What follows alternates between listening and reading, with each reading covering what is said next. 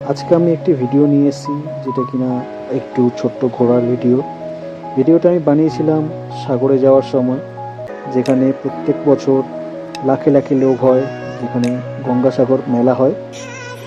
প্রথমে আমরা কাকদ্বীপ লট 8 থেকে একটি ভ্যাসেল ধরলাম সাগরে যাওয়ার জন্য। তো লট 8 থেকে ভ্যাসেলটি যেতে গিয়ে প্রায় 40 থেকে 45 মিনিটের মতো লাগে। তো এখানে দেখছো এই লঞ্চের মধ্যে থেকে দেখা যাচ্ছে কত সুন্দর সুন্দর পাখি। এই পাখিগুলো এখানে অনেক ভর্তি রয়েছে। এই দেখো একটা সূর্য ডোবার, এটা কত সুন্দর একটি সুন্দর মুহূর্ত।